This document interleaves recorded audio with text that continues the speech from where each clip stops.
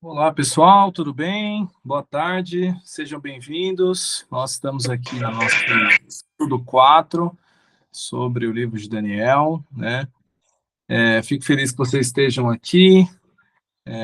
Como vocês estão em um pequeno número, vou saudá-los por nome, né? Boa tarde, Alan, boa tarde, Ana, boa tarde, Henrique, boa tarde, Jackson, boa Boa tarde, tarde. Lara, boa tarde, Rodrigo, boa tarde, Tatiane. O pessoal está chegando agora. Boa tarde, estamos no estudo 4. O estudo de hoje ele tem um conteúdo bastante vasto, então eu vou ser direto ao ponto e nós já vamos começar desde já, tá bom? Boa tarde, boa tarde. Eu queria fazer uma oração para nós começarmos, tá bom? Se você puder, né, junte-se a mim nesse momento, tá bom? Vamos falar com Deus então. Senhor Deus, nós estamos aqui em mais um estudo sobre o livro de Daniel. Nós pedimos que o Senhor se junte a nós neste estudo para que nós possamos entender da melhor forma possível este livro que o Senhor deixou para nós. Pedimos isso no nome de Jesus, amém. Muito bem, pessoal. Daqui a pouco a Bruna vai estar colocando aí no chat a lista de chamada. Assim que ela colocar, procurem, por favor, preencher a lista de chamada pelo link, tá bom? Para quem não sabe, o chat é esse ícone, tinha um pessoal me perguntando. O chat é um ícone que parece um ícone de mensagens aí que você encontra na sua tela. E aí você clica ali e você vai encontrar as mensagens do pessoal, tá bom? A Bruna vai mandar daqui a pouco o link, e aí assim que ela mandar, você já pode, de repente, estar colocando, apertando o link e preenchendo, tá bom? Por favor, não se esqueça disso, tá? Pelo link, ok? Vamos lá, então. Estudo número 4. Vamos lá, então. Hoje nós vamos falar sobre Daniel capítulo 2, tá bom? O estudo de hoje ele é muito importante, né? Porque a gente vai tratar sobre uma base textual e profética para os próximos estudos lá na frente. Então, seria muito bom se todo mundo, né, estivesse aqui nessa aula, né? Mas nós estamos em um pequeno número, como vocês podem ver. Eu espero que o pessoal esteja vendo depois, né, os vídeos. É importante, né? É importante ver os vídeos. Tá? E muito bem, vamos. Aproveitem que nós estamos em um pequeno número. De repente, se a gente sobrar um tempo no final da aula, vocês podem fazer perguntas, perguntas para o aprofundamento de vocês, tá bom? Então, procurem tirar proveito disso, tá? Vamos lá, então, do mistério à revelação. Quando você encontra, no primeiro versículo desse capítulo 2 de Daniel, você encontra o seguinte texto, e você pode acompanhar isso na sua Bíblia, que você estiver aí usando. O texto ele diz assim: no segundo ano do reinado de Nabucodonosor, teve este um sonho. O seu espírito se perturbou e passou-se-lhe o sono. É interessante notarmos aqui algumas coisas. Geralmente os céticos, aquele pessoal da alta crítica, que eu havia comentado com vocês na nossa aula 2, falando sobre introdução ao livro de Daniel, geralmente essas pessoas que procuram desacreditar o livro, elas acreditam encontrar nesse primeiro verso um problema de natureza cronológica. Qual seria ele? O problema é que esse texto ele fala assim que no segundo ano de Nabucodonosor teve este um sonho. Qual que é o problema deles? Eles dizem assim: bom, o curso de Daniel, o intensivo, vocês lembram o período, né, a duração do curso que Daniel fez em Babilônia? Ele fez um preparo de 3 anos. A gente viu isso na última aula. Então, durante 3 anos, Daniel ele teria se preparado para estar ali servindo na corte de Nabucodonosor. Ele seria considerado um dos sábios ali. O problema é que esse capítulo menciona já Daniel como sendo um sábio, um dos sábios, mas ao mesmo tempo ele fala no segundo ano do reinado de Nabucodonosor. E como vocês sabem, a gente já viu, Daniel ele é levado cativo para a Babilônia no primeiro ano do reinado de Nabucodonosor. Assim que Nabucodonosor assume o trono, Daniel é levado cativo. Então, para uma leitura superficial, alguém que faça uma leitura superficial do texto encontra aqui um aparente problema. Só que esse é um problema que pode ser resolvido de uma forma muito simples. Quando você estuda a forma de se contar os anos na antiguidade, ela era significativamente diferente da forma que fazemos hoje. Por exemplo, na antiguidade, você tinha o chamado ano de ascensão. Isso não só na cultura babilônica, você tinha isso nos impérios que se seguiram. Até mesmo na época do Império Romano, você tem o reinado de determinados imperadores sendo contado a partir do ano seguinte ao ano da ascensão. É como se o ano de ascensão ele não contasse como um ano do reinado daquele soberano. Então, você tem a partir do ano de ascensão. Depois que esse ano de ascensão termina e começa-se um novo ano, você tem a partir disso. Aí sim você começa a contar. Primeiro ano, segundo ano, terceiro ano e assim por diante.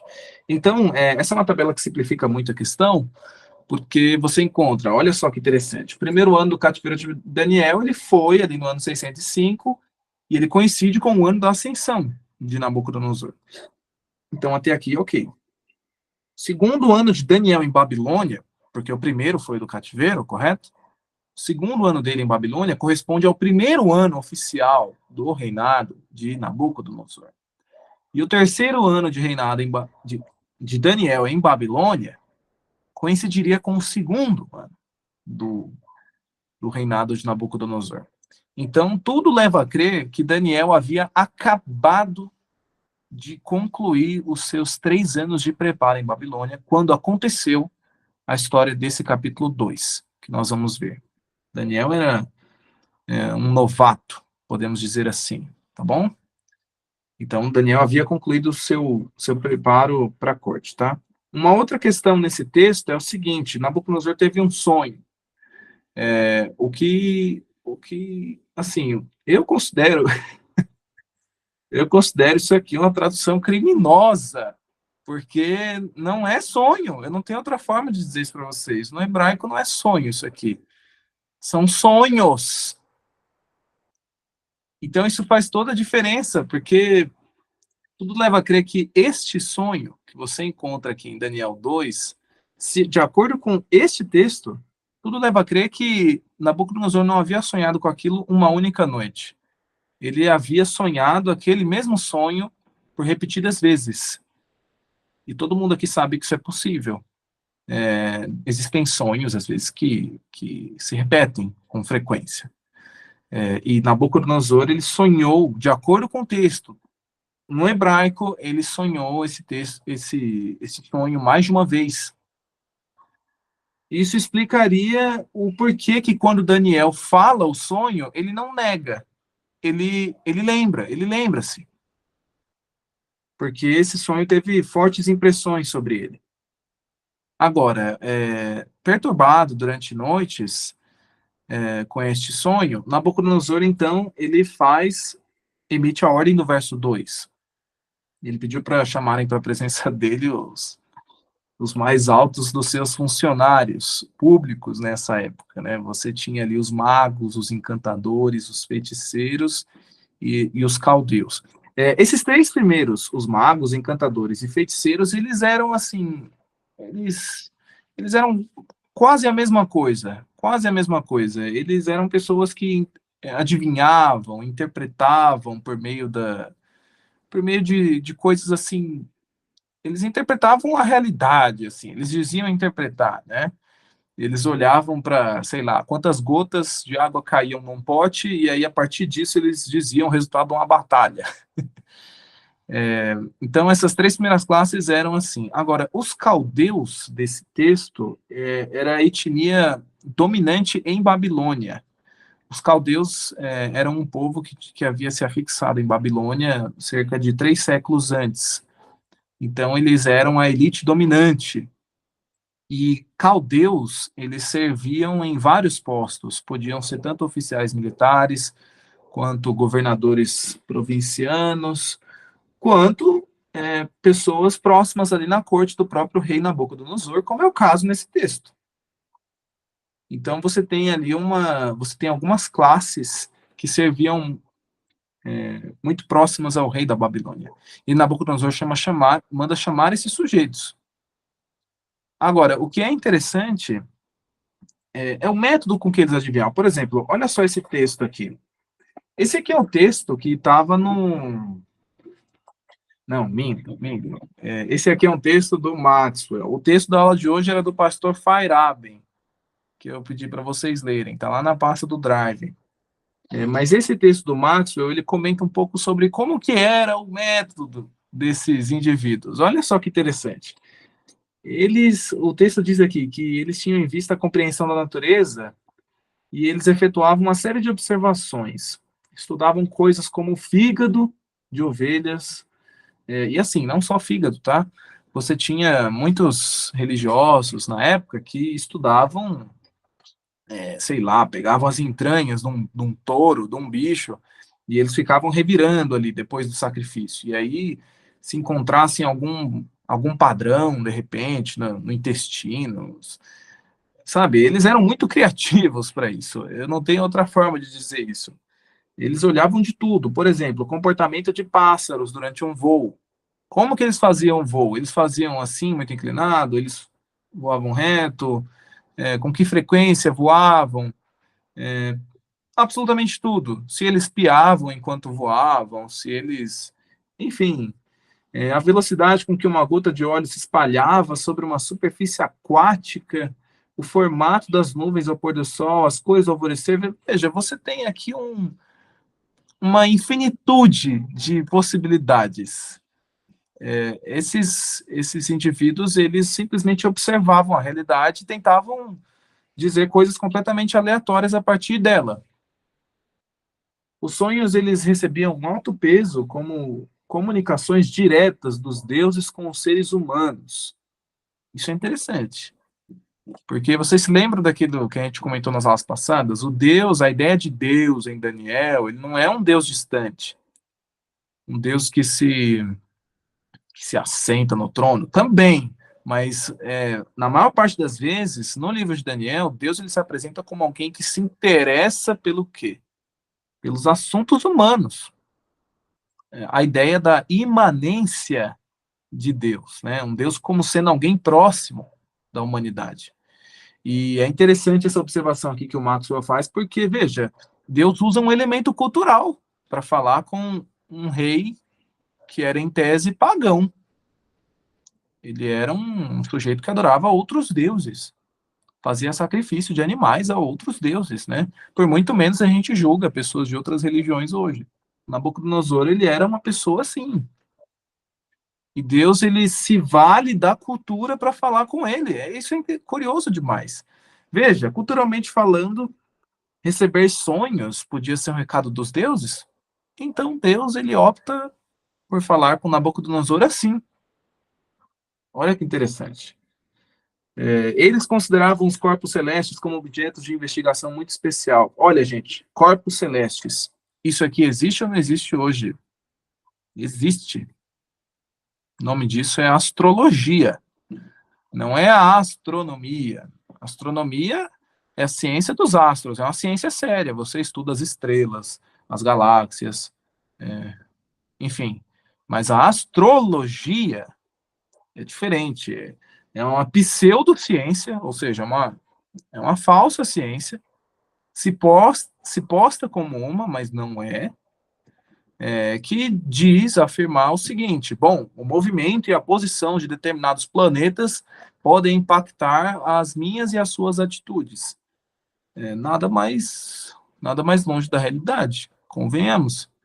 Agora, o que assusta, pessoal, é que eu estava dando uma pesquisa aqui, antes de entrar aqui na sala com vocês, e cerca de 42% da população brasileira acredita em signos. 42%, isso é muita coisa.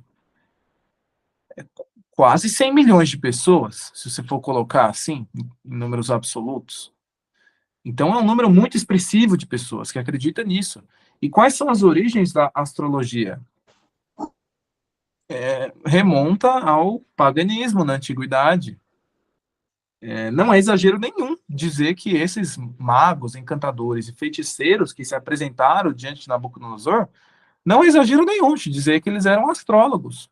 Pelo contrário, é apontar um fato.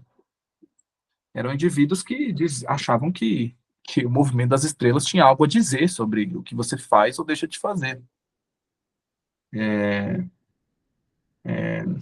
Assim, nada contra se você acredita nisso, mas assim, a base científica para isso é quase nula, tá?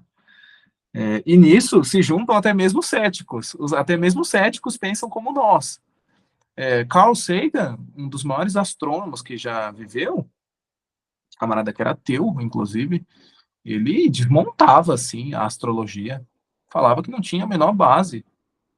Se me perguntarem qual que é o meu signo, eu sou obrigado a saber. Eu vivo numa cultura onde as pessoas sabem. E eu, Samuel, eu sei que meu signo, por exemplo, é Áries.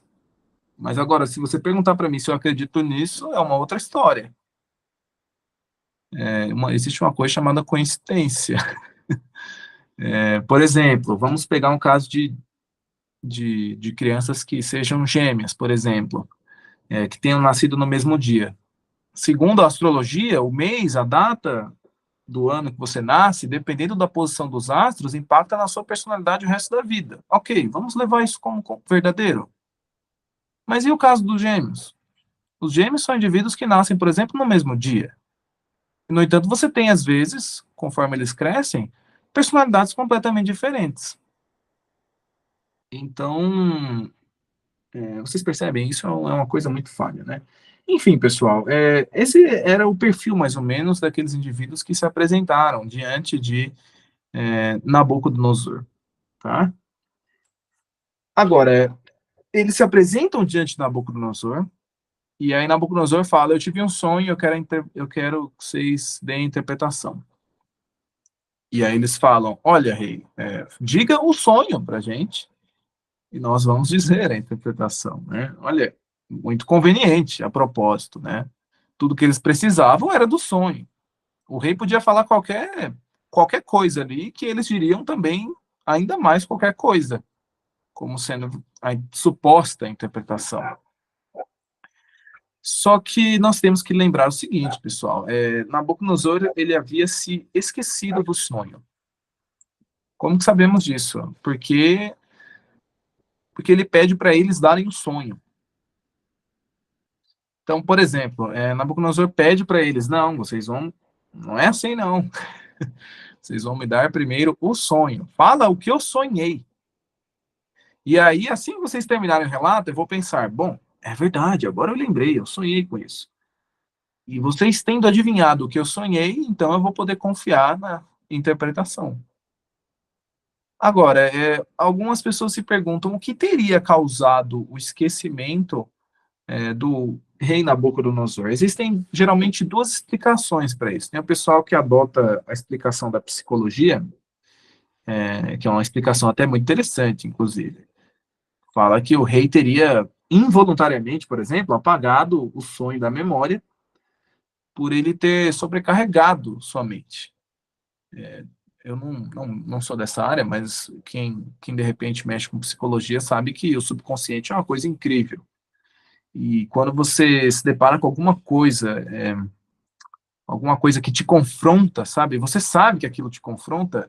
Em muitos dos casos, a reação da pessoa, como mecanismo de defesa do corpo, é entrar num estado de negação. Então, a explicação da psicologia para isso seria que Nabucodonosor, involuntariamente, por aquele sonho ter incomodado ele durante o sono, o corpo, como mecanismo de defesa, na figura do subconsciente, teria apagado o sonho da memória. E uma outra explicação para isso seria uma explicação de ordem mais sobrenatural. Outra explicação seria de que o próprio Deus teria causado a amnésia de Nabucodonosor.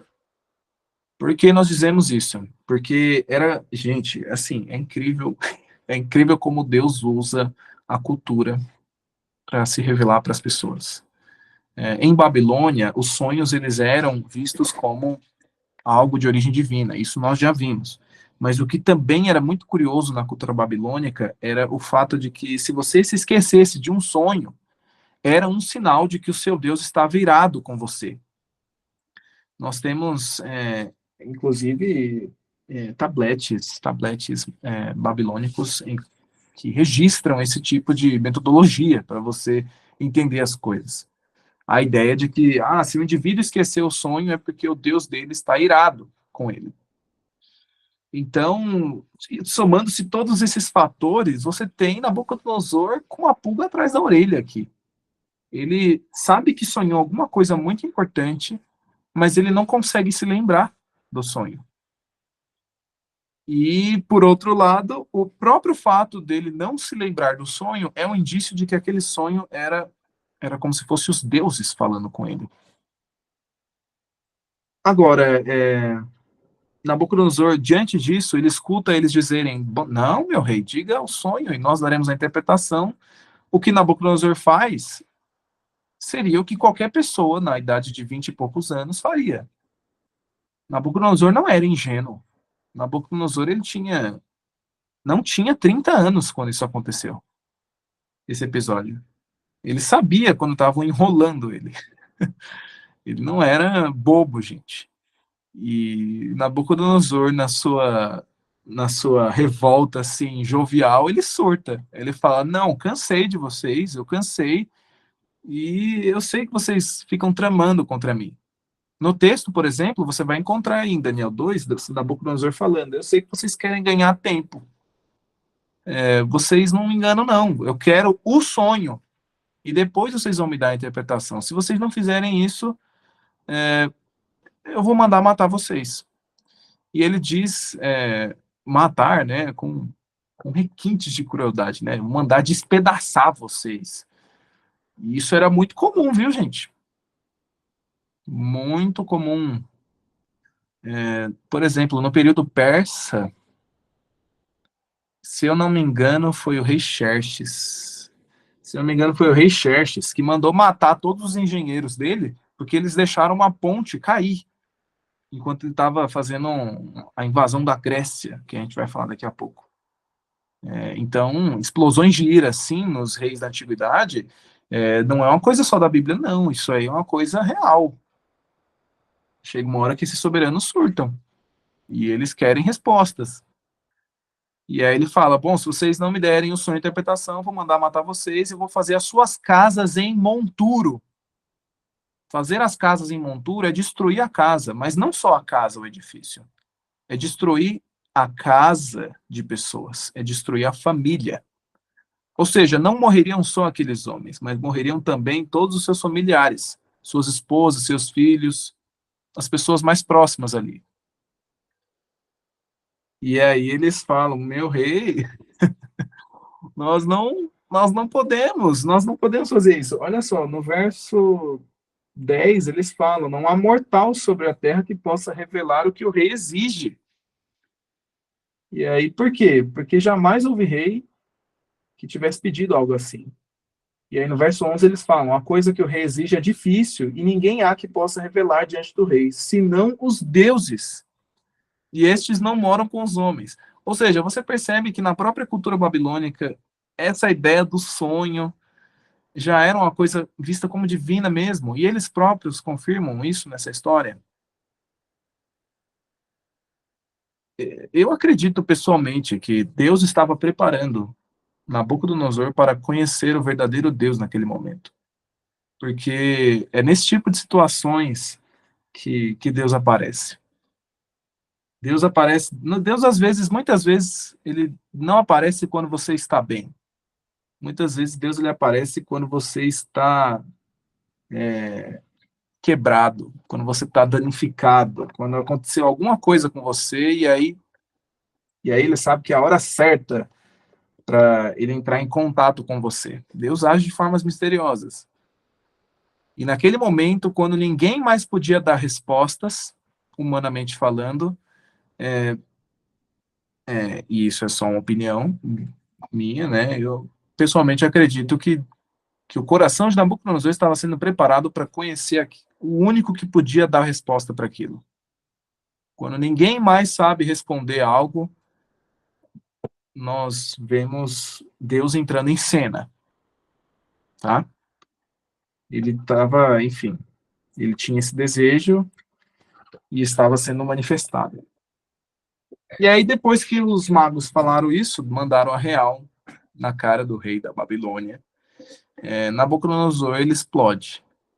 E aí ele manda matar todos os sábios da Babilônia. E nesse momento essa ordem incluía quem? Incluía Daniel e seus amigos, que haviam acabado de se formar, né, naquele treinamento que eles tiveram ali durante 3 anos. A Bíblia diz que quando os guardas chegaram com um mandado de morte para cima de Daniel, Daniel ele buscou saber, ele perguntou, não, mas o que aconteceu? Conta essa história direito. Ou seja, Daniel nem estava na corte quando isso aconteceu. Ele não estava ali naquele momento. Ele ficou sabendo na hora da sentença.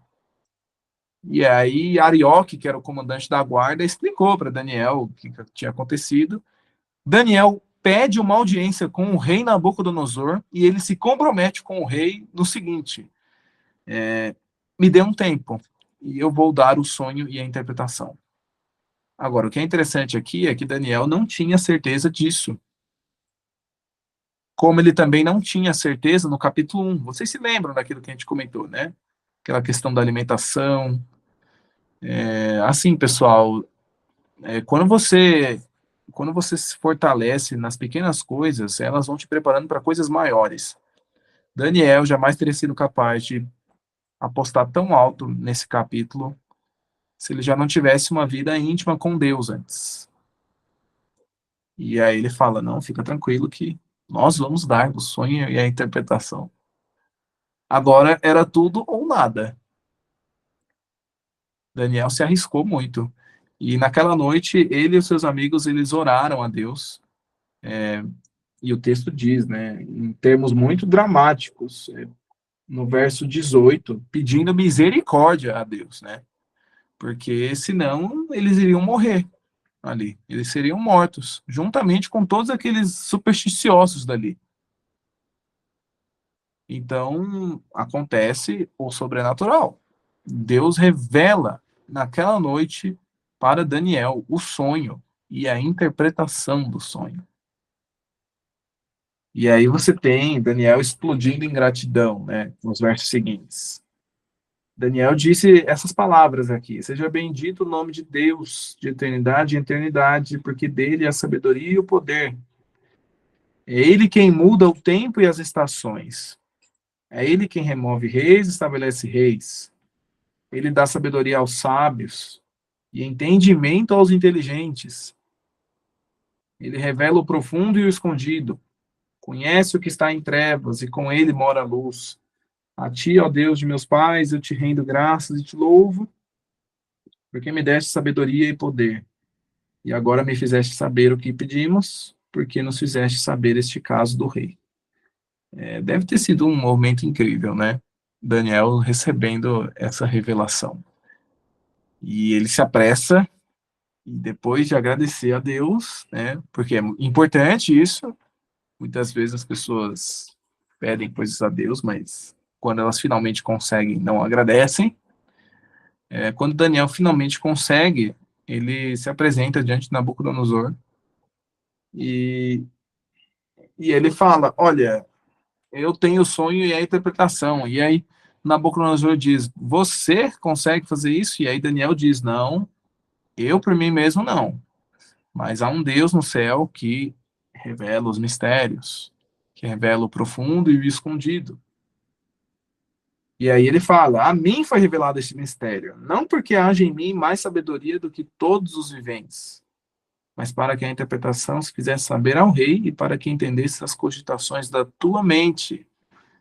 É interessante notar que Daniel era um camarada extremamente humilde. Ele não. Ele podia ter se gloriado nessa hora, falando: olha, o Altíssimo falou comigo. Ele não falou com vocês, ele falou comigo. Mas ele não faz isso. Ele fala: a mim foi revelado esse mistério, mas não porque eu tenha algo de especial. Foi revelado a mim, por quê? Por causa disso aqui. Para que se fizesse saber ao rei as cogitações da tua mente. Ou seja, nós estamos diante aqui de mais um texto que reforça a ideia de que Deus estava interessado em uma pessoa ali. Deus queria Nabucodonosor. Deus estava disposto a puxar Nabucodonosor para o outro lado. Então, o objetivo era a mente do próprio rei Nabucodonosor. E aí Deus se vale ali de um servo seu, um intermediário ali, Daniel, para cumprir isso. Certo? Então, vamos lá. Agora a gente vai começar a falar do sonho em si, tá? Em primeiro lugar, algumas pessoas questionam, né? Você acredita? Existem pessoas que questionam se esse capítulo é realmente uma profecia. Bom, isso aqui para mim é muito claro pela própria estrutura do texto, mas sem ainda restar dúvidas, nós temos essa própria expressão. Tu, ó rei, estavas vendo. Uma tradução hebraica desse texto, porque esse verso, capítulo, a maior parte do capítulo 2 está escrito em aramaico, como a gente já comentou. Uma tradução hebraica disso traduz a expressão vendo como razé, não é chazé. Essa pronúncia em hebraico é fricativa, ela é razé. E razé em hebraico, ela é uma expressão que tem a ver com o ver. Mas não somente ver de, estou olhando, vendo as coisas. Não, é ver no sentido espiritual. Todas as grandes visões da Bíblia, dos profetas, você está sempre vendo o verbo razé ali, sempre. Ou seja, quando, vou dar um exemplo, por exemplo, quem é familiarizado com a Bíblia, de repente lembra aí daquela visão que Isaías teve no capítulo 6, por exemplo. Naquele momento ele fala, eu estava vendo, então, esse vendo é o verbo razé. Ou seja, o verbo razé ele está associado com a ideia de visão, visão a um profeta, visão sobrenatural vinda da parte de Deus para um ser humano. Agora, o que é interessante nesse capítulo é que quem recebe essa visão é Nabucodonosor, o rei da Babilônia, um homem pagão. E ele recebe essa visão e é colocado nesses termos quase iguais aos dos profetas. Os profetas, que é um servo de Deus.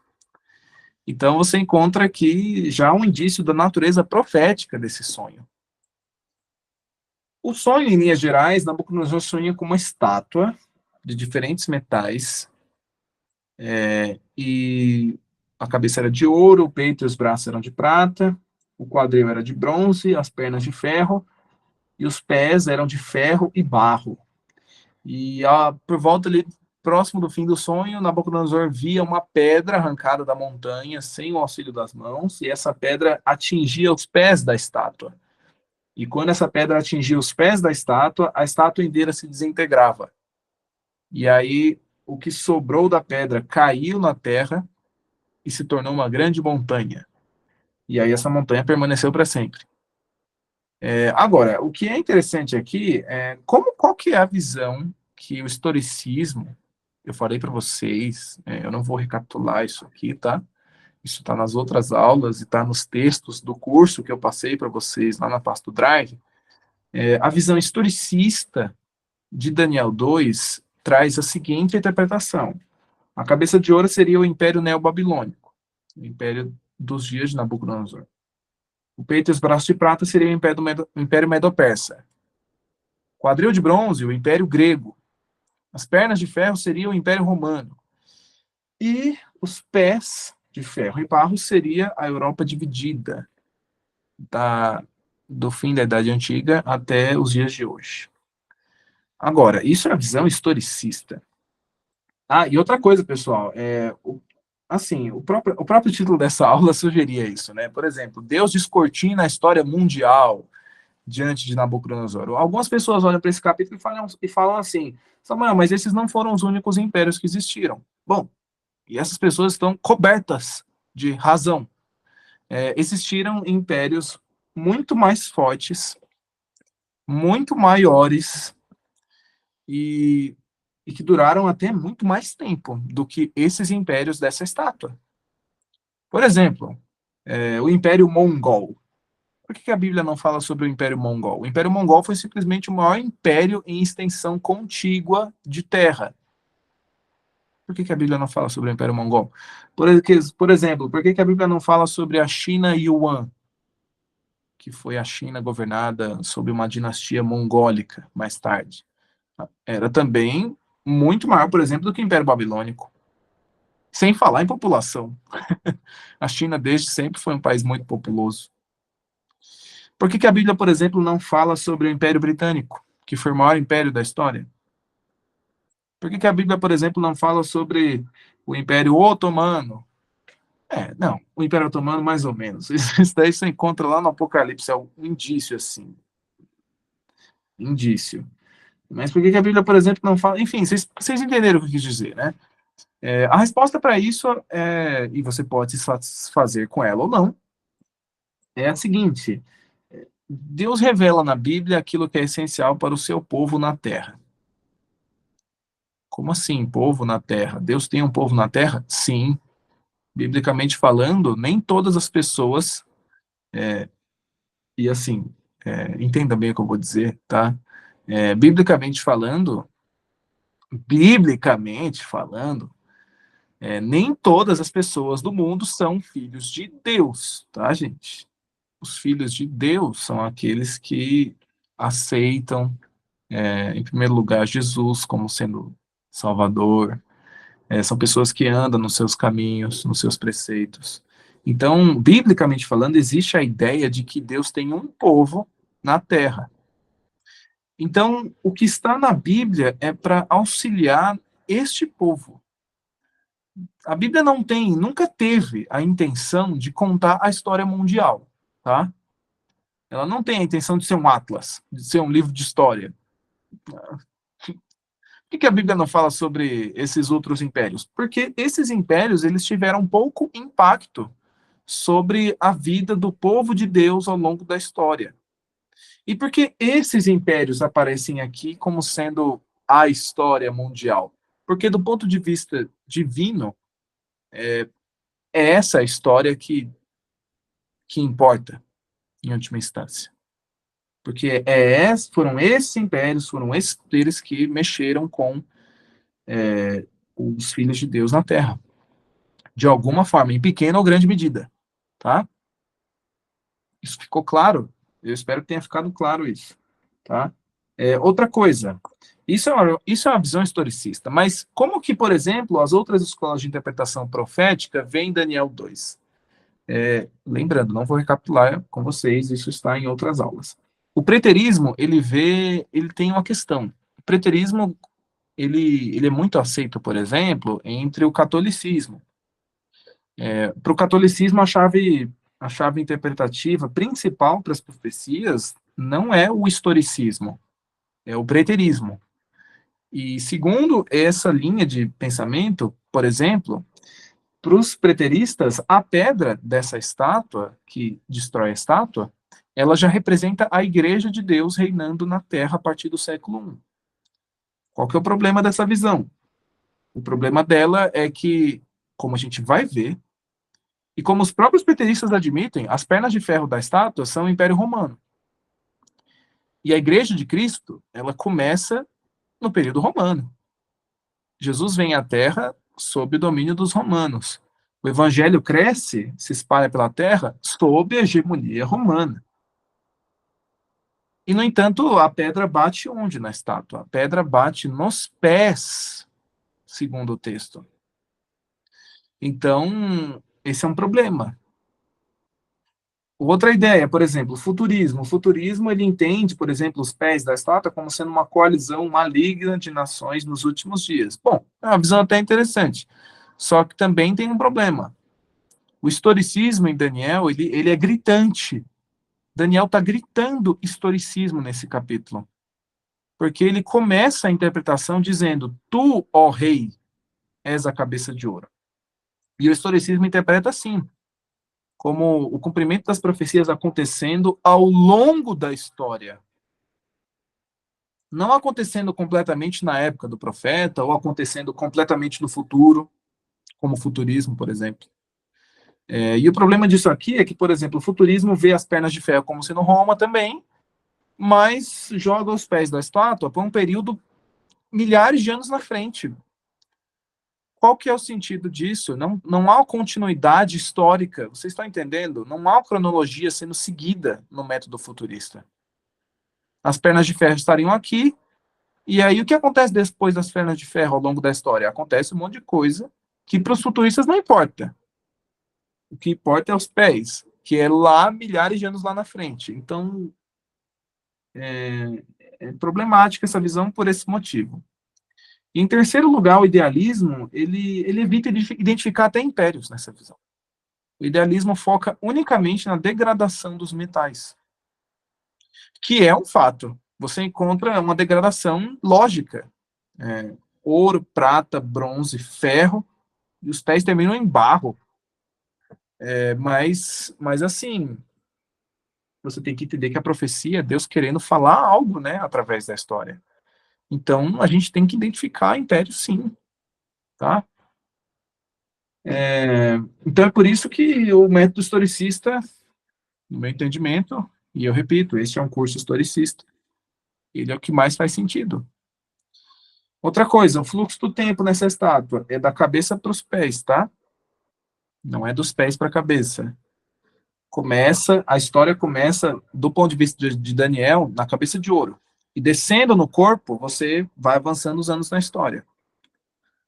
Ouro, prata, bronze, ferro, e termina com ferro e barro, tá? Há uma degradação de metais, mas, repito, não é essa a principal lição desse capítulo, tá?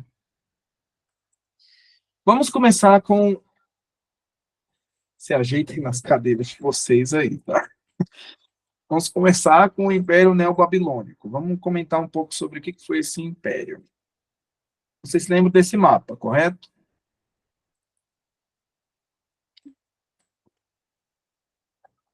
Bebendo uma água aqui. O Império Neobabilônico, ele recebe o nome de Neo-Babilônico, porque ele foi o novo Império Babilônico. Houve um Império Babilônico 1000 anos antes deste. Na época, por exemplo, de homens como Abraão, Isaac, Malemá ali, Jacó. Houve um império 1000 anos antes deste. Este daqui foi o segundo Império Babilônico. É por isso que ele é chamado de Neo-Babilônico. E este era o mapa, mais ou menos, em 605 a.C. Eu mostrei para vocês o que aconteceu com o reino de Judá. Vocês podem ver na aula, na última aula, inclusive, que a gente falou sobre isso. O que acontece é o seguinte: anos depois, já na metade do século seguinte, o Império Neobabilônico ocupava mais ou menos essa porção de terra. Eu vou pedir para vocês que, de repente, estejam assistindo a aula, que prestem atenção bastante na tela a partir de agora, porque eu vou estar passando uma série de slides interativos e eu quero que vocês acompanhem as mudanças no mapa. É importante para vocês assimilarem da melhor forma possível. Por volta de 546 a.C., o Império Babilônico já estava mais ou menos assim. Nabucodonosor não era mais o rei nesse ano. Se eu não me engano, já era o rei Nabonido. Não tenho certeza. Não, acho que sim. Sim. O rei Nabonido reinava nessa época. E aí o que acontece? Havia outros reinos além da Babilônia nessa época. Por exemplo, você tinha a oeste, a sudoeste, você tinha o Egito, em roxo no mapa para vocês aí. No noroeste, você tinha o reino da Lídia. E no leste do Império Babilônico, você tinha dois grandes reinos que estavam em crescimento. Você tinha ao norte o reino da Média, você tinha mais ao sul o reino da Pérsia.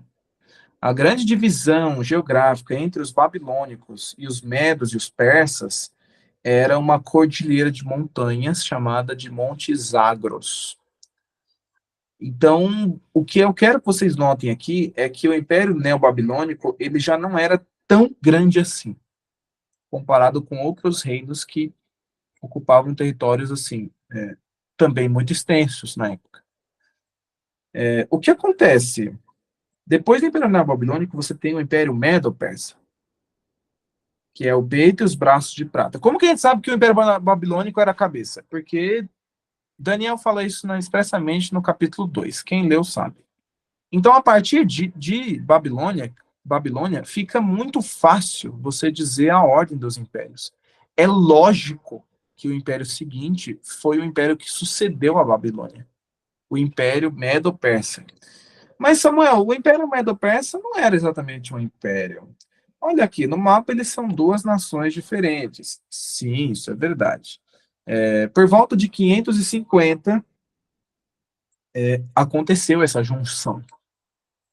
O Reino da Média, o Reino da Pérsia, eles tinham relações diplomáticas muito estreitas, até mesmo familiares. Por exemplo, o rei da Pérsia, nessa época, era um homem chamado Ciro. E Ciro, ele era de linhagem Medo, ou seja, ele era do Reino da Média, sua família era do Reino da Média. Ciro, inclusive, ele era neto do rei da Média nessa época, o rei Astiages. Só que Ciro, ele não era rei da Média, Ciro era rei da Pérsia, mesmo sendo de linhagem Medo. Então, quando Ciro combate o seu avô, Astiages, numa batalha em 550, pelo destino dos dois reinos, Ciro vence, Astiages morre, e então Ciro herda os dois reinos.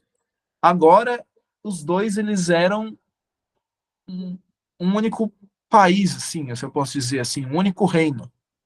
O reino dos Medos e dos Persas, liderado por Ciro. Agora, a partir disso, Ciro começou a se expandir ali pelo Oriente Médio. E tudo isso do lado do Império Babilônico, do Império Neobabilônico. Por exemplo, no ano 546, Ciro ele anexou, olha lá, ele anexa o reino da Lídia. Ele invade Sardes, que era a capital da Lídia, e destrona o rei lá, foi uma coisa horrorosa. E ele conseguiu o domínio do que a gente chama de Ásia Menor, que atualmente é a Turquia. Então, você tem o norte do Império Neobabilônico completamente tomado pelo novo poder que se avizinha no horizonte, que era não era uma confederação, mas era uma união de medos e persas, era um estado único. Agora, quando eles se aproximaram de Babilônia, por volta do ano 539, liderados por Ciro também, eles pararam ao norte, por região, mais ou menos ali na região da cidade de Sipar, que era uma cidade que ficava alguns quilômetros ao norte de Babilônia.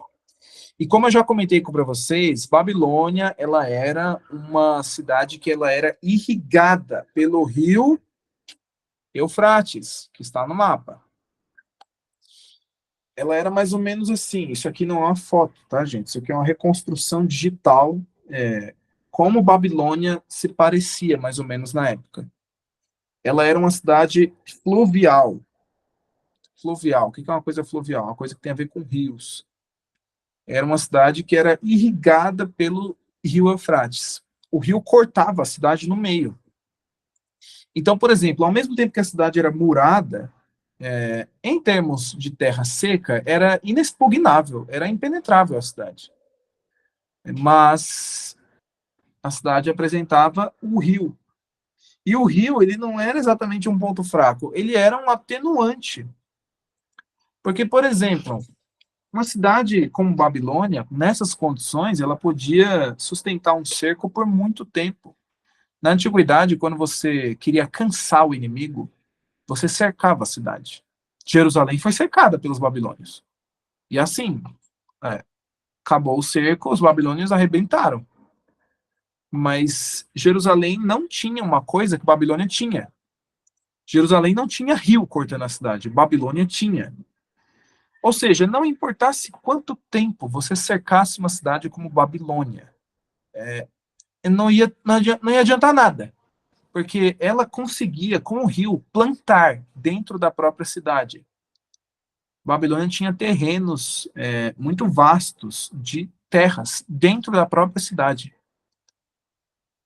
Então, não importasse quanto tempo ela fosse cercada, as pessoas não sentiriam sede, as pessoas dificilmente sentiriam fome, porque ela continuaria seguindo sua vida normalmente. O fluxo de água passava pelo meio da cidade. Então, você olha para isso daqui e você se pergunta, bom, como que a gente vai conquistar isso daqui? Ciro, ele, quando estava indo em direção à Babilônia, o historiador Heródoto, ele conta essa história. Ele diz que ele estava atravessando o rio Eufrates, e o rio Eufrates, enquanto ele estava atravessando o rio, com o seu cavalo, aconteceu um acidente lá e o seu cavalo se afogou no Eufrates. Ciro ficou furioso com isso. E a partir disso, ele jurou que ia secar o rio Eufrates. E o que que Ciro faz? Ele tem uma estratégia. Ele cava ao norte de Babilônia canais para drenagem do rio Eufrates. E quando ele cava esses canais laterais, foi um monte de canais, pessoal. Ao fazer isso, o curso do Eufrates secou.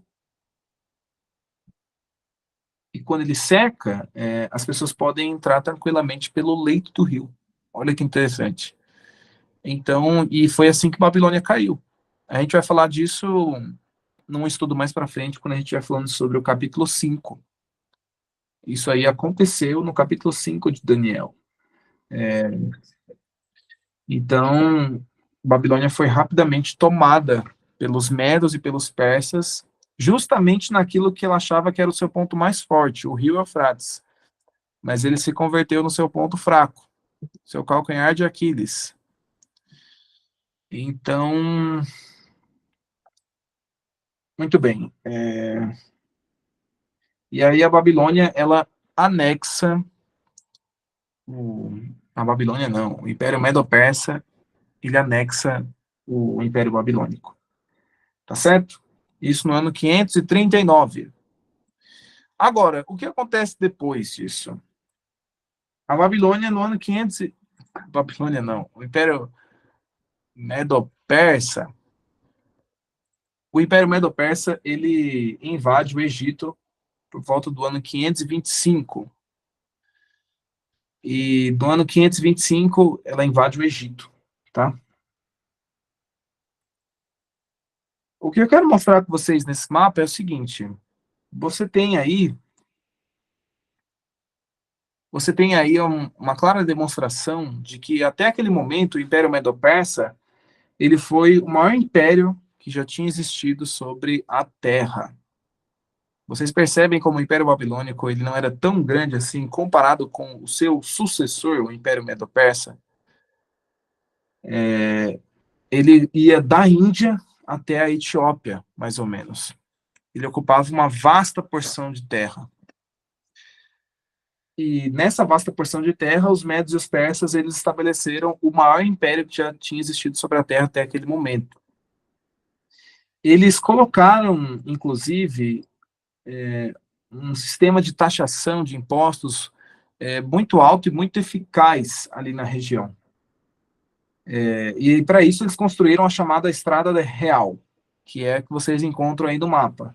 É um trajeto que se estendia de Suzã, que era a capital financeira do Império Persa, até a cidade de Sardes. Foi uma das primeiras estradas que existiram na história humana. Muito eficaz, inclusive, para transporte não somente de tributos, mas também de viajantes e soldados. Esse era mais ou menos o Império Medo-Persa no século 6 a.C., tá? E a Babilônia, ela foi inclusive usada como uma cidade, uma das capitais, posteriormente, do Império Medo-Persa. Eles não destruíram Babilônia, eles aproveitaram Babilônia como uma cidade muito importante, politicamente falando, e eles a usaram como uma das suas capitais também, tá? Agora, o cenário começa a mudar depois, quando você tem os sucessores do Império Medo-Persa. E outro ponto, por que prata, né? Porque os medos e os persas, eles usavam a prata no seu sistema de tributação. Eles cobravam impostos em prata. É muito interessante notar que este detalhe da estátua coincide com algo que sucedeu anos depois, com o Império Medo-Persa, tá?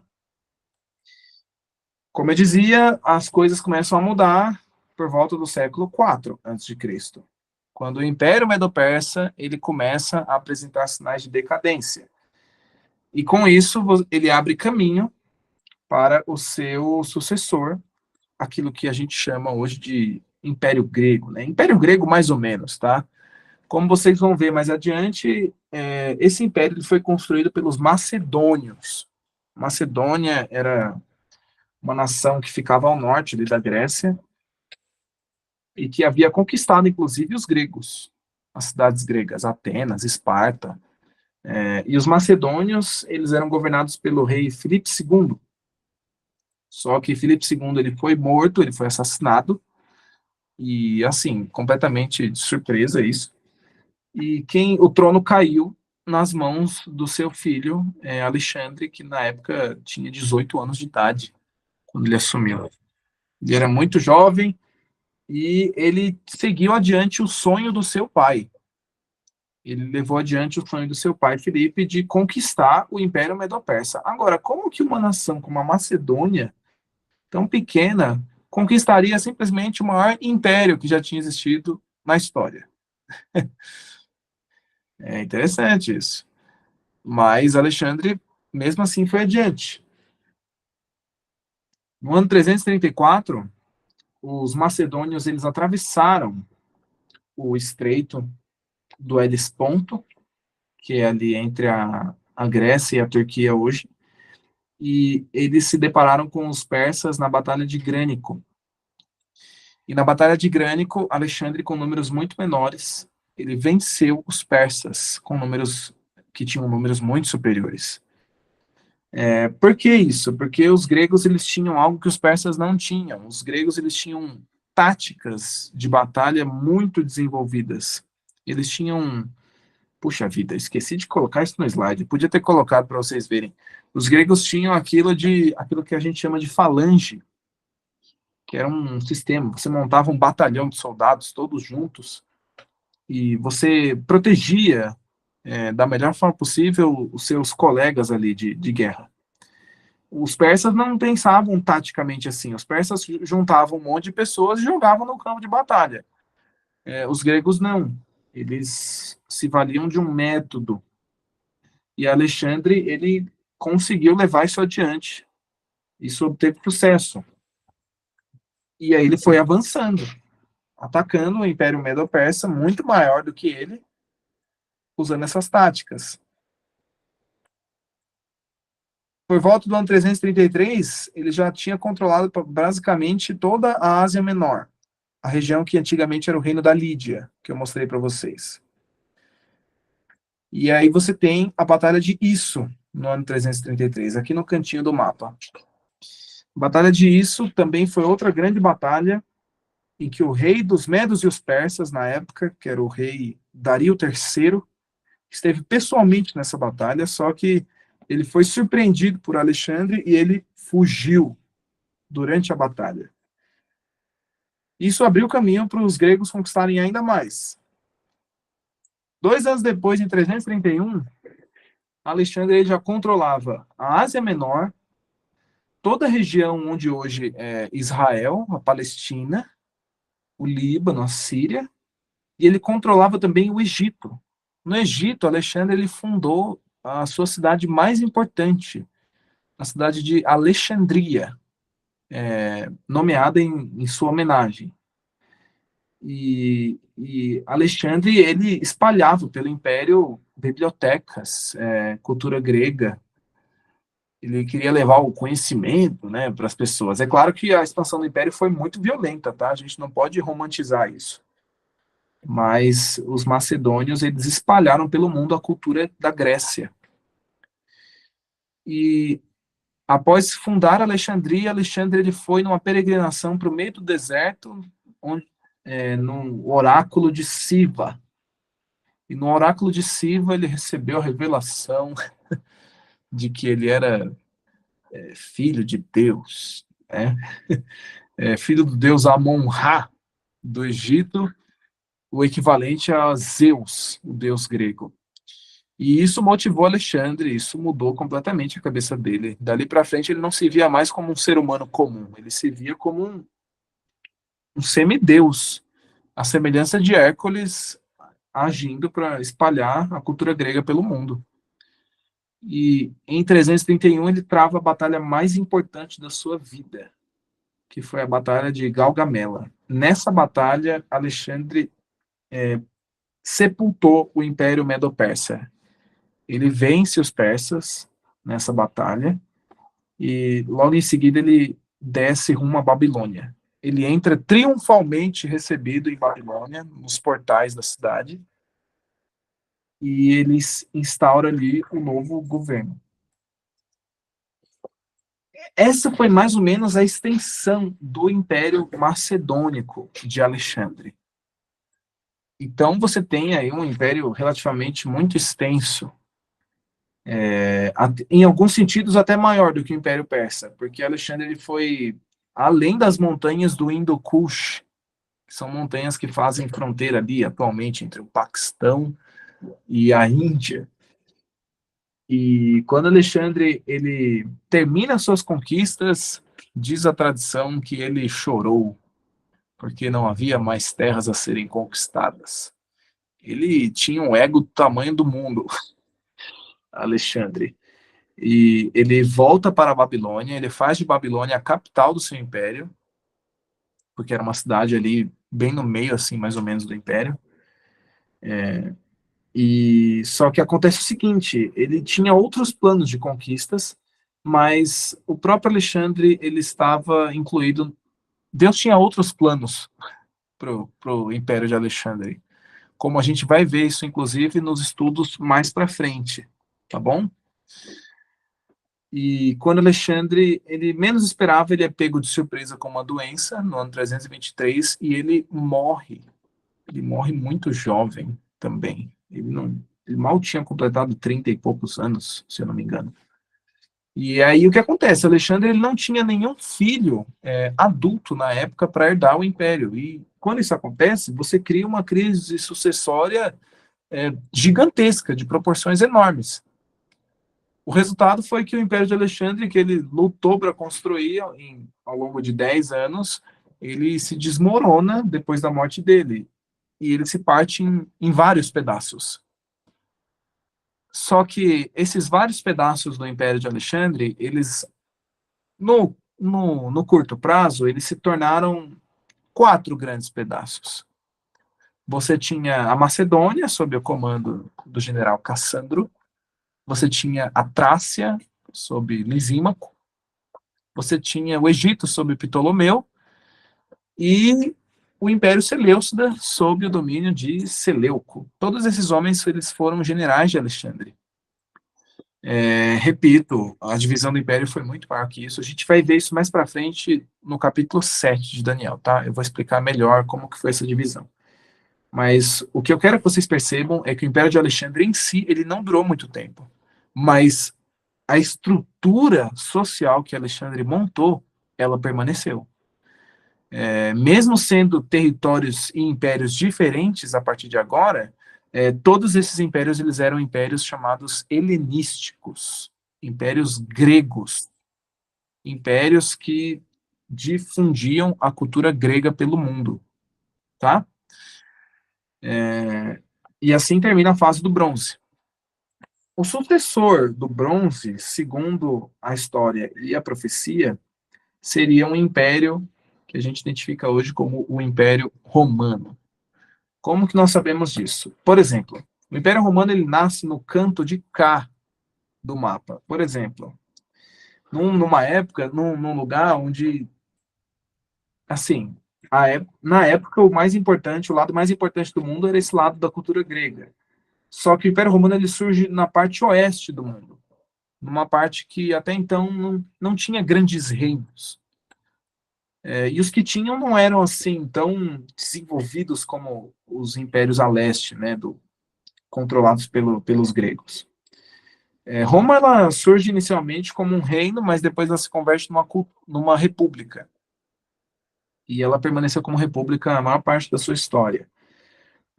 Por volta do ano 264, enquanto os pedaços do Império de Alexandre, como vocês podem ver aqui no mapa, eles ainda estavam existindo ali, Roma estava crescendo silenciosamente no oeste.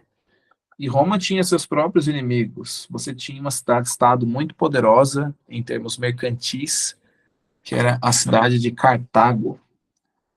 E Roma ela trava uma guerra com Cartago e nessa guerra ela conquista as ilhas do Mediterrâneo, a Sicília, a Sardenha e a Córcega. Por volta, alguns anos depois, Roma ela trava uma segunda guerra contra os cartagineses e ela toma a Espanha e parte do norte da África. Isso tudo crescendo enquanto você tinha os reinos helenísticos, os reinos gregos ali do outro lado. Por volta do ano 146, Roma já tinha conquistado a Macedônia, que tinha sido sede do grande Império de Alexandre alguns anos antes, e ela conquista a própria cidade de Cartago, incluindo partes da Ilíria, que é ali onde hoje é a Croácia. Por volta do ano 133, bom, e aí vocês já puderam ver o que aconteceu, né? Os romanos eles foram se expandindo, tomaram parte da Ásia Menor, que atualmente é a Turquia. Enfim, o que importa é que por volta do ano 50 depois de Cristo, na época em que o, os apóstolos eles estavam se espalhando pelo mundo, o Império Romano era assim, mais ou menos. Ele controlava todas as margens do Mar Mediterrâneo, e ele não era mais uma república, ele era agora um império. Ele tinha um imperador. O primeiro imperador do Império Romano foi César Augusto, ou Otaviano, como algumas pessoas chamam. E o Império Romano, por que o ferro? Né?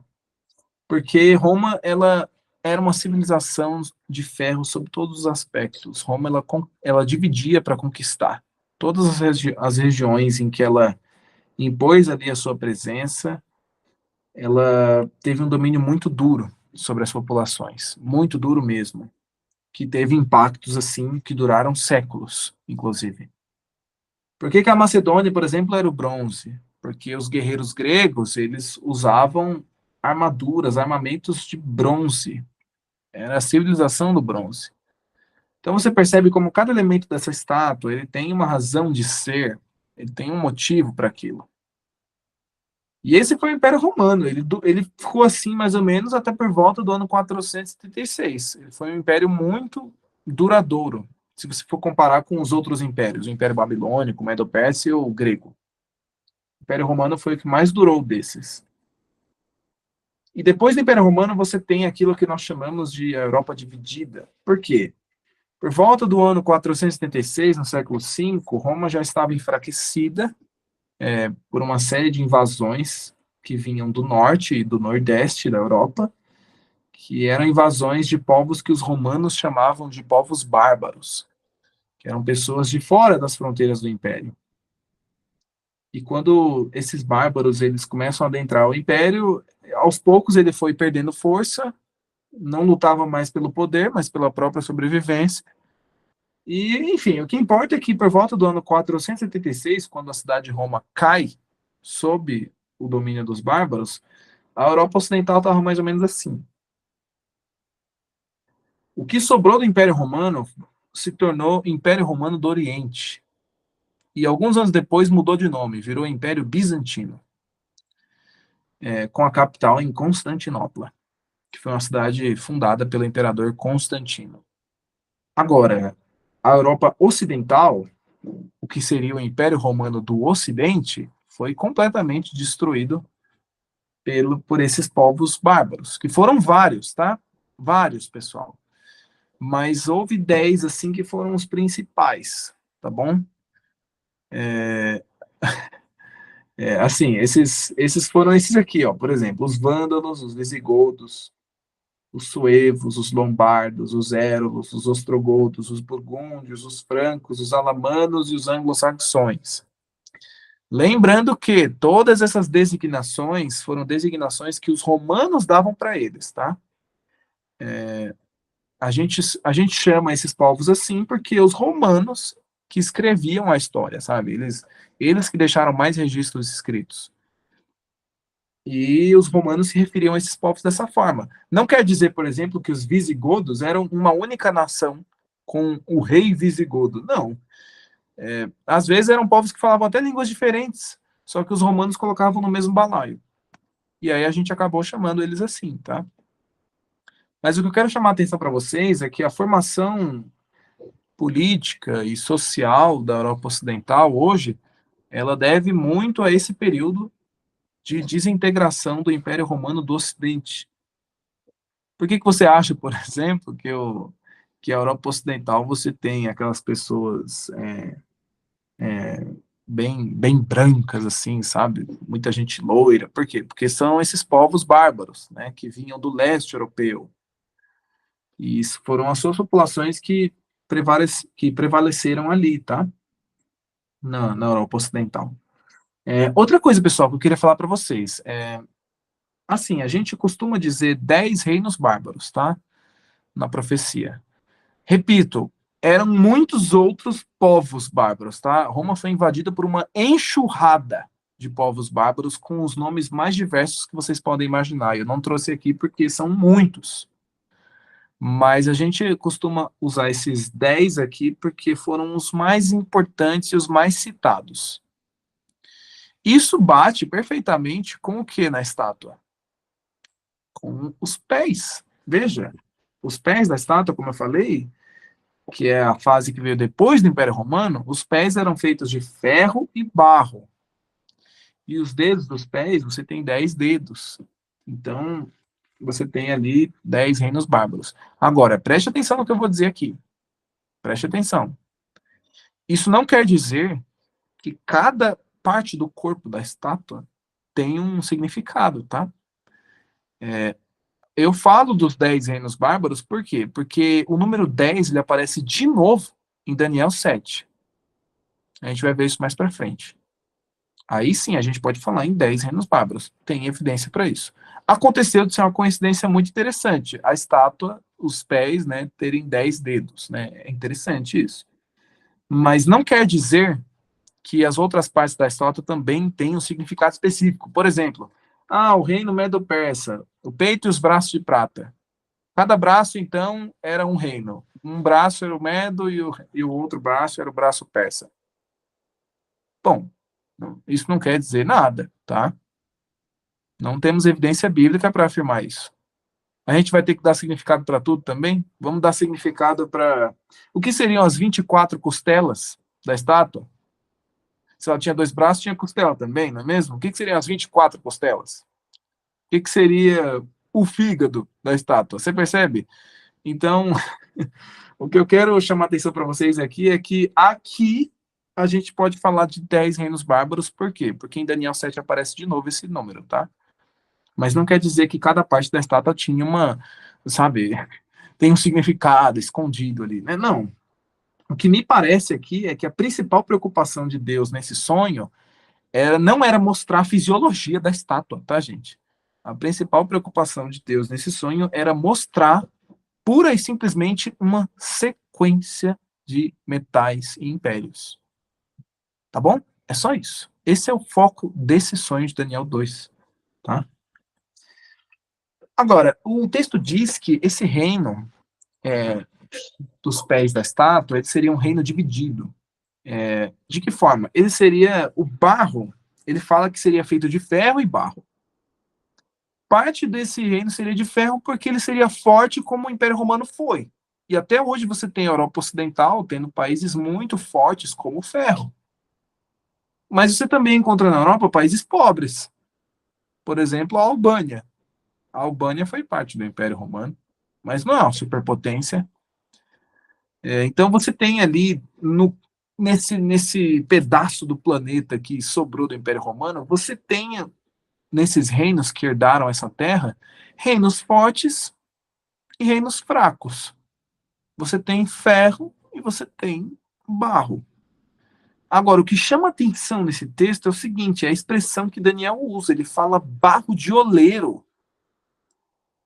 Ora, quando o oleiro aparece na Bíblia, essa expressão está sempre associada com uma relação de dependência entre o homem, enquanto ser humano, com o seu Criador. Você encontra, por exemplo, no livro de Isaías, nesse texto que está na tela, uma alusão a isso. A ideia de que o barro, somos barro nas mãos de um oleiro. E esse oleiro seria Deus, né, que moldaria segundo a sua vontade. O que eu quero mostrar para vocês é o seguinte, que barro nesse texto não somente quer dizer nações fracas. Barro nesse texto ele tem uma conotação religiosa. Samuel, qual que é a relevância disso? Toda a relevância. A gente vai entender a relevância disso para valer mesmo mais para frente, especialmente no capítulo 7 de Daniel. Porque, diferentemente dos outros impérios, Império Babilônico, Império Medo-Persa, Império Grego, Império Romano, essa fase da estátua, dos pés, ela não tem somente o elemento político conhecido já do ferro, por exemplo. Essa parte tem barro, tem um quê de religião, sabe? Tem um negócio religioso, sabe? A gente vai entender o que seria essa religiosidade nesse período dos 10 reinos bárbaros, tá? Só que a gente vai falar disso mais para frente, tá bom? E é por isso que eu falei, essa aula ela é fundamental para você entender Daniel 7, Daniel 8, Daniel 9, Daniel 11. Então, parabéns para vocês que vieram hoje, né? Vai fazer muito mais sentido essas aulas lá na frente a partir disso que vocês estão ouvindo hoje. Então, nós temos um poder religioso nesse período durante os pés da estátua, tá? E um reino dividido, claro, né? A própria Daniel usa a expressão do radical Peleg.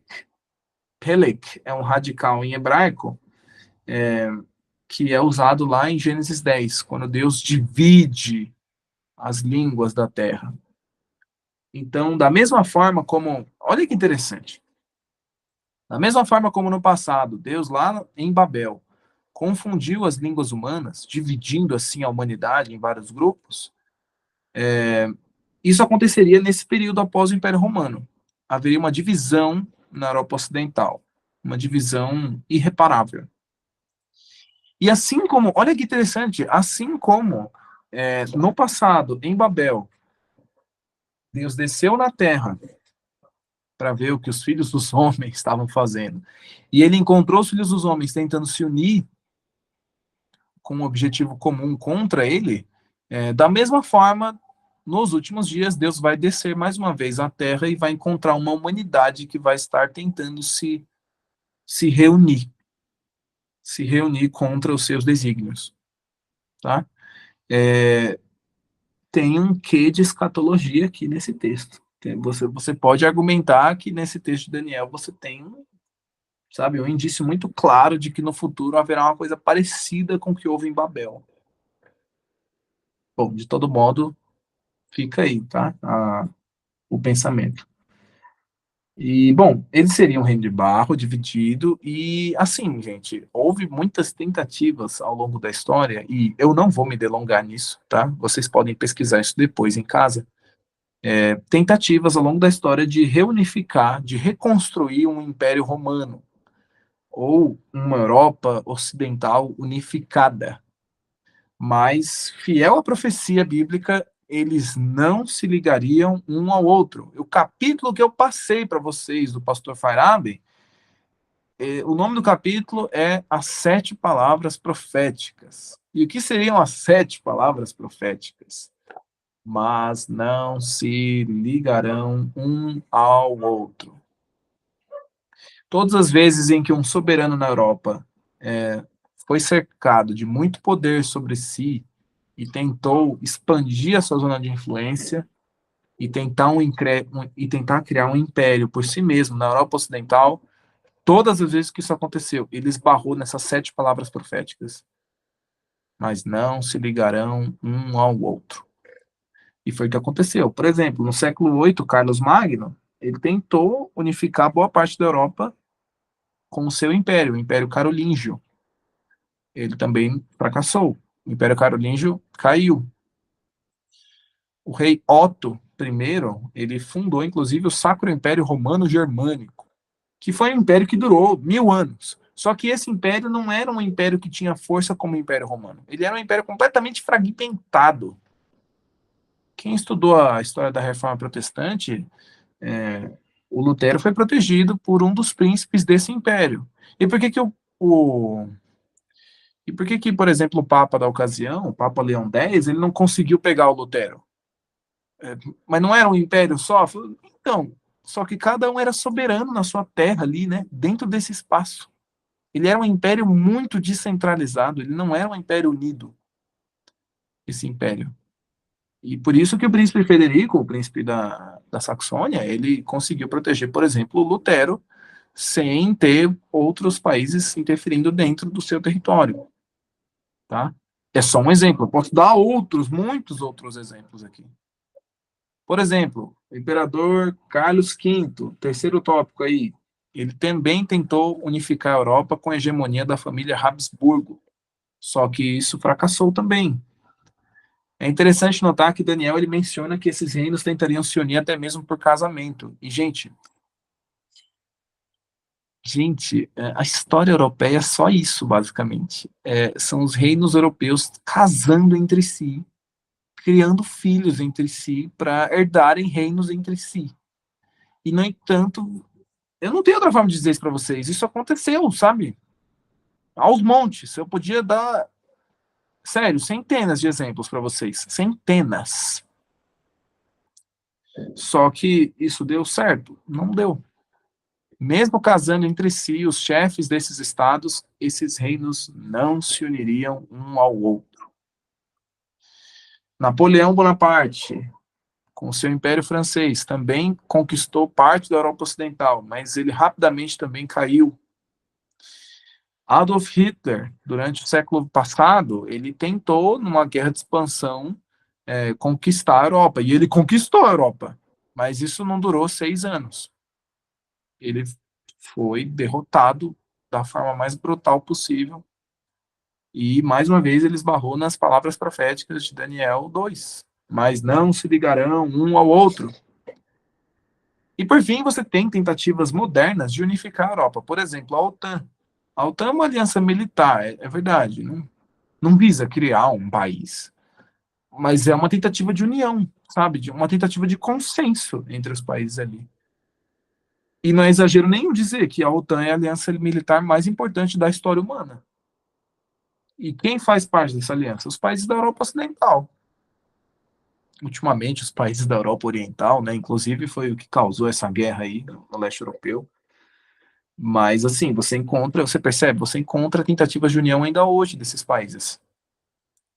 A União Europeia é um bloco econômico. E é exatamente isso que, sabe, que tenta fazer. O objetivo final da União Europeia é criar um Estado europeu. E eles não escondem isso é um fato. Só que essa formação desse Estado europeu vai passar por algumas etapas. Eles estão na etapa, por exemplo, da moeda comum.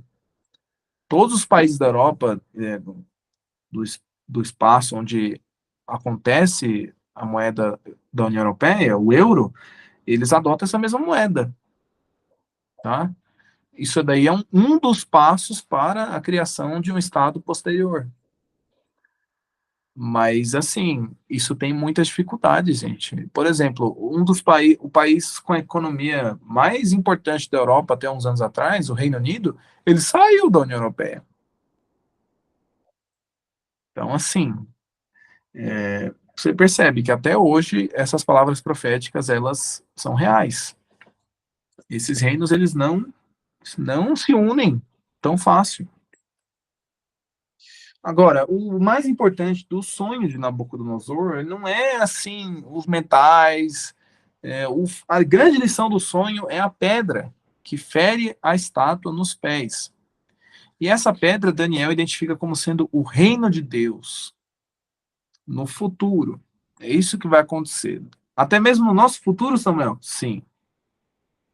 O reino de Deus ele começou já, sim, entre aspas, na época de Jesus. Hoje eu e você podemos viver parte do que é o reino de Deus. Mas o reino de Deus virá fisicamente. Isso é um ensinamento bíblico. A gente vai ver isso mais para frente, em outros capítulos de Daniel, tá? Onde isso fica ainda mais claro, tá? Então, você tem isso daí no futuro, tá? Por exemplo, a pedra.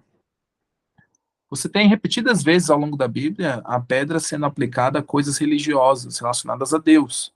Por exemplo, você fazia um altar a Deus com pedras. Você fez. Havia um monumento, né? Quando eles atravessaram o Rio Jordão, e eles fizeram esse monumento com pedras. Pedras foram usadas na construção do templo. Tinha pedra angular. Você tinha as tábuas da lei, foram feitas em tábuas de pedra. E o próprio Messias, ele é apontado na Bíblia, né? Nós que somos messiânicos, né? Jesus, acreditamos ser Jesus. Jesus ele é mencionado profeticamente em outros textos como sendo essa pedra de esquina, pedra angular. Você tem um monte de nomes para isso. Então você percebe que Daniel 2 é só mais um texto na Bíblia que reforça a ideia de que pedra está relacionado com Deus. Outra coisa, sua origem e natureza. Essa pedra ela é cortada da montanha sem o auxílio das mãos. Cortada da montanha, essa expressão chama atenção, porque para os babilônios, os deuses moravam nas montanhas. Então, a pedra ela ser cortada da montanha, ela não quer dizer somente que ela foi mandada pelos deuses, essa pedra.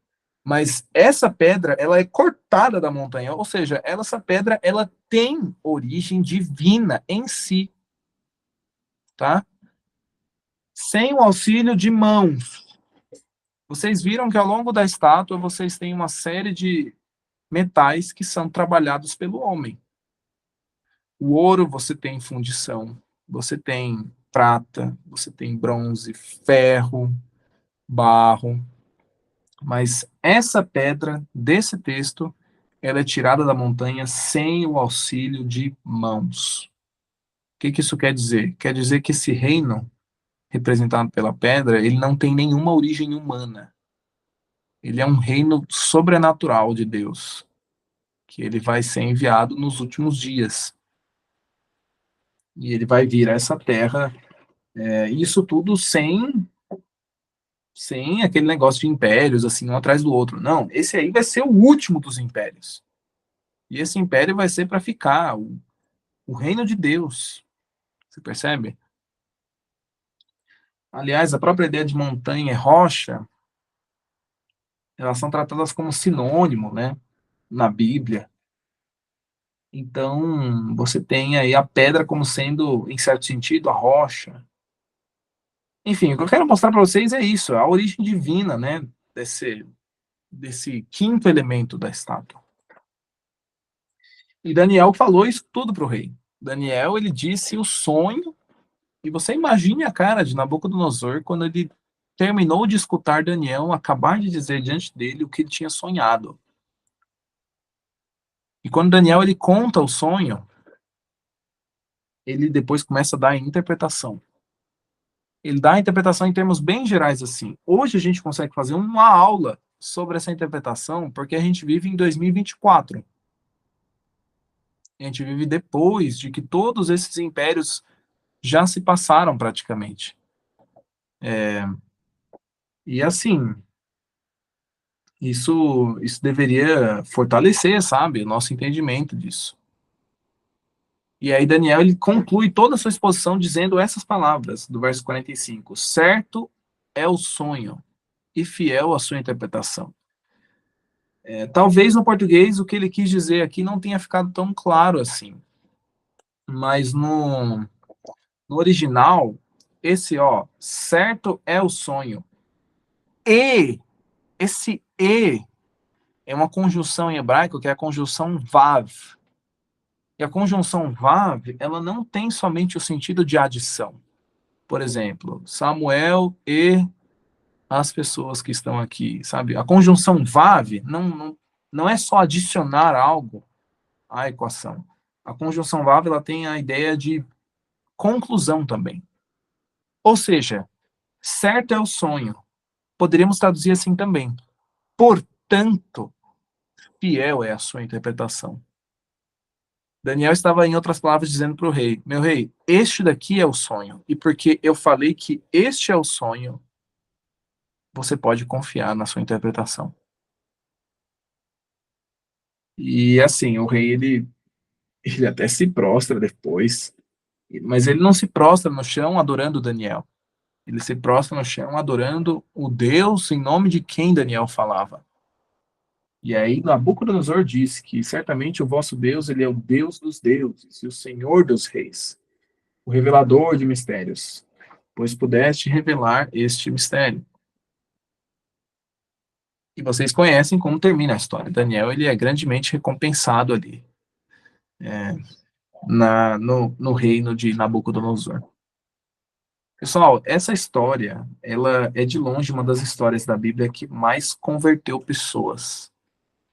Mais converteu pessoas. Eu conheço pessoas, eu posso dizer isso. Eu conheço pessoas que se converteram por histórias como essa. Histórias como a de Daniel 2, que a gente acabou de ver hoje. Porque são capítulos da Bíblia como esse que fortalecem a nossa crença neste livro. Hoje, eu não sei, eu sei que eu falei isso nas últimas aulas. Eu sei que algumas pessoas aqui, de repente, pode até ser um assunto às vezes maçante, né? História, é muita informação. Eu confesso que é muita coisa mesmo para pegar assim às vezes.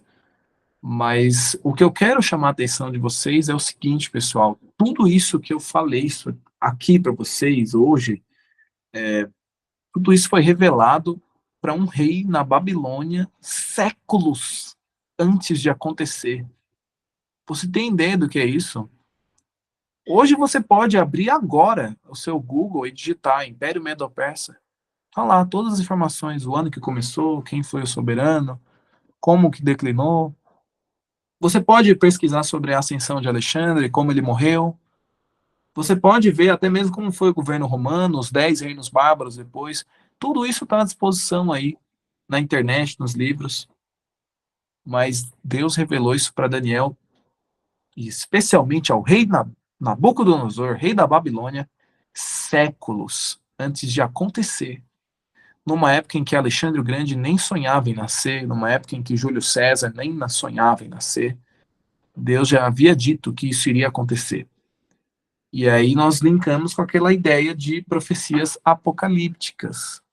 As profecias apocalípticas, as profecias em Daniel são apocalípticas, porque não depende do ser humano, elas vão acontecer.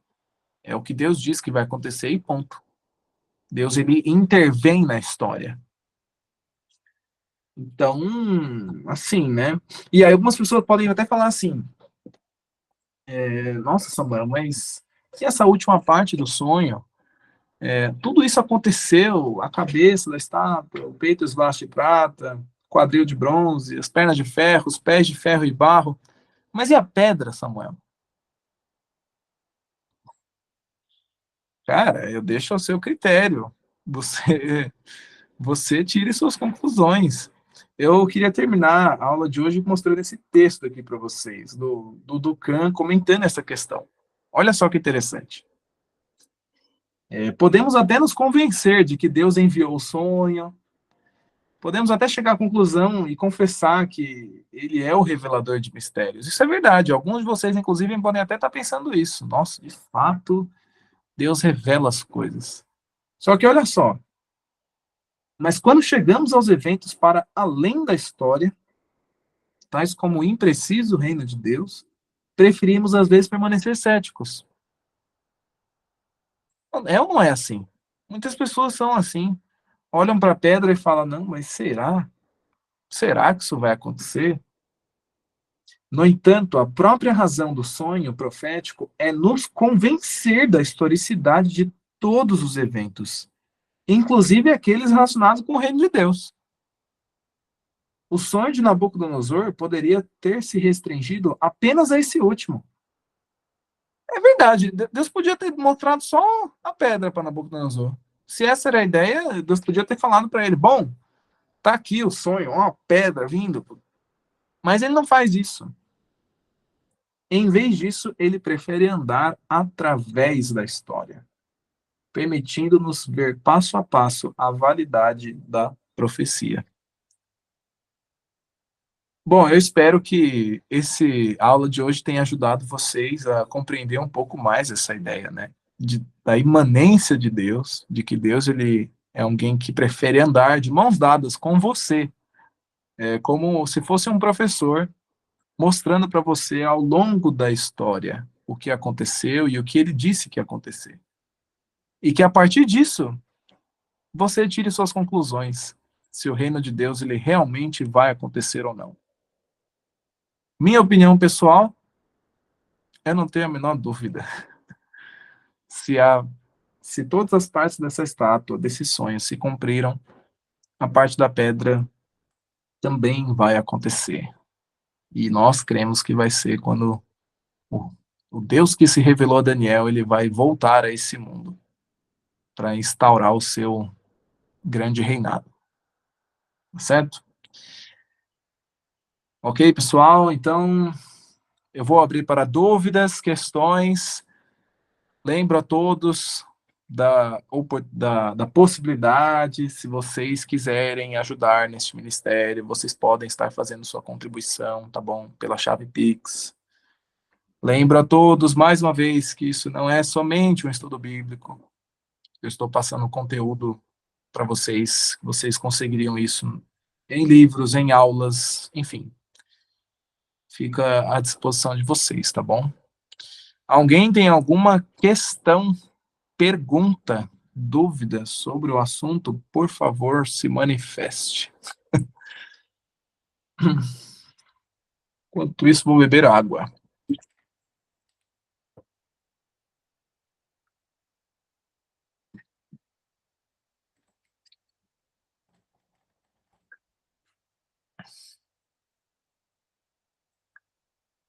Dúvidas, questões? Alguém tem alguma coisa para falar no chat? Como que tá o nosso chat aí, Bruna? No chat, por enquanto, nada. Tá. Todo mundo entendeu?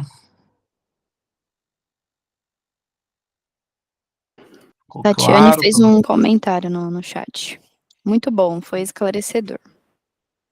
Ah, legal. Muito bom. Eu quero comentar. Diga, qual é a sua dúvida? Não tenho dúvida. Pode ser um comentário? Pode sim, desde que seja breve. Vai ser rápido. Não, eu só quero glorificar esse Deus, né? Que ele é muito gigantesco, ele é muito poderoso. E eu fiquei imaginando, assim, toda essa situação de Daniel, né? Enquanto você falava, eu fiquei pensando que quando Daniel recebeu a notícia de que todos ali poderiam morrer por não revelar o sonho, porque teria que falar o sonho, eu fico imaginando a tranquilidade e o sossego de Daniel quando ele recebeu essa notícia. E o mais interessante é que ele pediu um tempo, né, para falar com Deus a respeito da situação. Outro, quando Deus deu a resposta. Outra situação, assim, que eu achei interessante é que quando Deus ele quer que Deus conhece todos nós. Então, eu acredito assim que quando Ele quer conhecendo todos nós, fazer uma mudança, fazer reconhecer que Ele é Deus, como você falou mais ou menos aí um pouco atrás, né? Deus, ele cria situações para que a pessoa reconheça e saiba que, de fato, ele é Deus. Então, eu acredito, por isso que ele deixa para as últimas horas, assim, em alguns casos, para algumas pessoas. Eu achei muito legal, achei muito bacana essa história aí de Daniel. E Deus, ele é tremendo demais. É isso aí que eu queria falar. Legal, muito bem. Maravilha. E mais? O Rodrigo Fraga, ele diz o seguinte no chat. Olá, boa tarde. Minha pergunta foi respondida no início da aula. Há aparente contradição em relação às datas, mas ficou claro para mim o princípio de contagem dos anos, a partir da ascensão do reinado. Obrigado pela aula. Ah, legal. Muito bom, Rodrigo. Maravilha.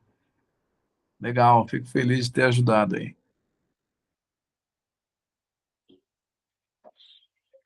Bom, eu acho que não há mais dúvidas, né? Então, nós podemos encerrar, né? Vou fazer uma oração, se você quiser, junte-se a mim, tá? Senhor Deus, nós somos gratos ao Senhor porque nós podemos aprender a caminhar contigo ao longo da história e entendemos que o Senhor é um Deus que faz questão de se revelar a nós. Nós pedimos que o Senhor nos ajude a conhecermos o Senhor a cada dia mais nesse aspecto. Pedimos isso no nome de Jesus. Amém. Muito bem, então, pessoal. Próxima aula a gente vai falar sobre Daniel 3, tá bom? Eu espero vocês no próximo domingo e desde já eu agradeço pela presença de vocês, tá bom? Tchau.